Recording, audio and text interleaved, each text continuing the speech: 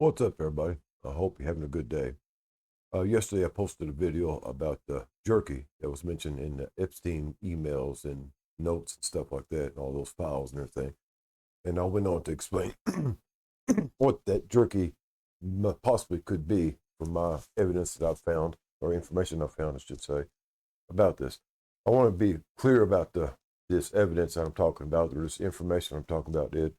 Uh, it's not classified or anything else like that, but it is protected and limited.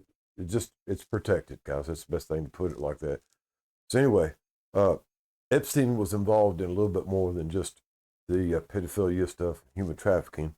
This human trafficking went well beyond just children and girls and all that stuff like that, the sex stuff and all that.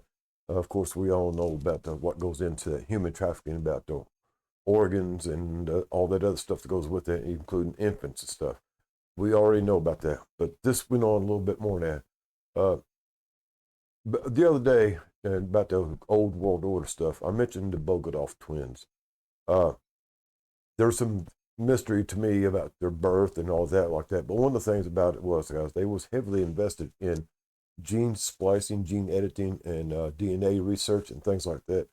So most likely, a lot of these ancestry.coms or 123Me or whatever those DNA research things that you could do at home or send in from home was part of this elaborate network they had set up. Was started with the Bogotovs, essentially, and then of course now found out that Epstein was involved, heavily involved in this DNA research, gene editing, gene splicing kind of stuff, and he was going around and basically a lot of his efforts was uh, getting DNA samples from different people around the world and different uh, persons of note. I would say that.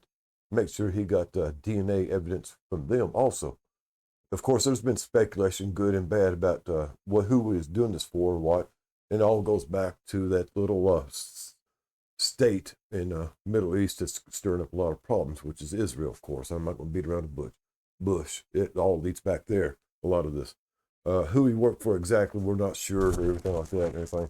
But all the information has pointed to this exactly, that he was also doing, heavily involved in gene editing, gene splicing, and DNA manipulation, and uh, extraction or collection of DNA samples. A lot of the people that went to his motels or whatever, parties and things like that, the islands, stuff like that, they would leave DNA samples, and he was there to collect it. Okay, and this goes across the board to pretty much everybody that visited his establishments. Uh, the thing is about this DNA, guys, of course, we know that they do this stuff, this manipulation with DNA. They can also create clones. They can create organs with this stuff and everything else like that. So it's not too hard to imagine where this goes from here. So while all this other stuff is going on about horrendous stuff that he was doing to these women and children and stuff, and the other sacrificial things that were going on that's just now starting to be uncovered, there's a lot of deeper and more sinister things going on with this. And it leads into the underground places where we all heard, hopefully you have heard, about this underground facilities where they had growth labs or growing labs for humans or humanoids. And they perpetuated the thing by kidnapping children and females and even males in some instances to perform these birth centers, or they just use these people for genetic manipulation and growing clones and stuff like this or whatever else they was doing, and all the sacrificial stuff they was talking about. Guys, the sacrifice stuff, bad as it is and everything like that, it's just part of what's going on here, guys. It's just another part of it. This goes so deep into so many layers to it, guys. You wouldn't believe it.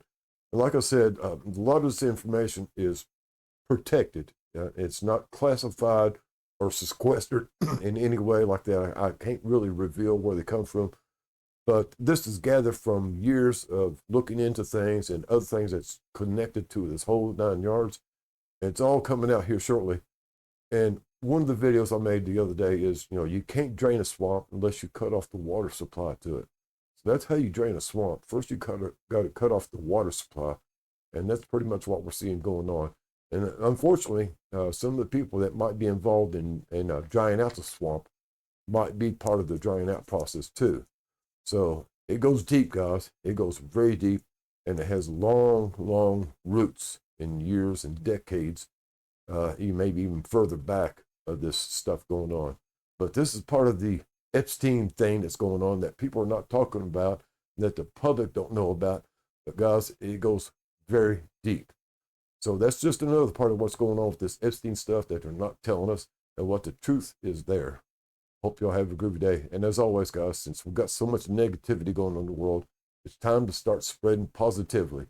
So if you know somebody that's not got anybody around them, they're kind of lonely or whatever, reach out, get in contact with them, talk to them, see if they need anything, see if they need a helping hand. That's always good. The weather's turning nice, so get out and start enjoying it. Y'all have a groovy day. Later, taters.